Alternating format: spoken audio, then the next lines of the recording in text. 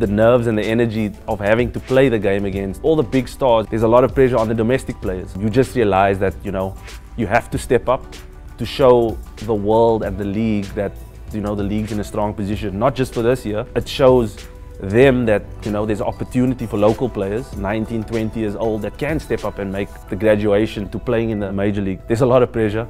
It's 5 games in a competition. You know, it's cutthroat. You have to win. But I absolutely love that pressure. I play with a smile on my face. I never wanted to be a cricketer. My dad sort of convinced me to take up cricket as a profession. I literally started playing in the street. My grandfather, he was a left-arm spinner.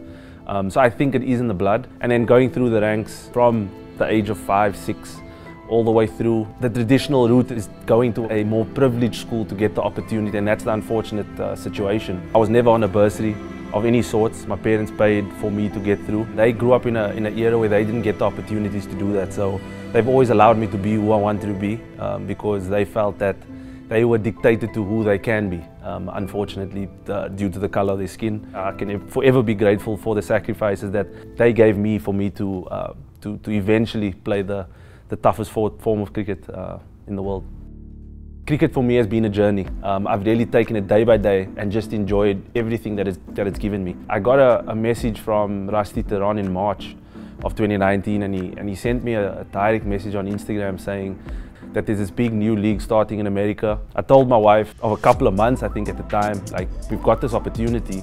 What do you think about going to America? We both agreed to do it. I just thought that there's an opportunity to take. It's a better opportunity to raise a family and just a better lifestyle decision to take for my family. And came to the US not knowing what we're going to do. It's ironic that I've ended up at the Washington Freedom, but I'll forever be grateful to Mr. Sanjay Govil, who allowed me to live in one of his townhomes for a year, rent-free. And that gave me an opportunity to set up myself in the US. Fast forward all the way to the draft earlier this year, and then I got picked up by Washington Freedom. And to be brutally honest, that was the only team I wanted to end up with because I had a connection to the management. I take my job quite seriously in the area, and I think I'm a big player within this region. There's a lot of young kids that were born in the US, but the passion runs from generations before, grandparents and parents, and they absolutely love the game.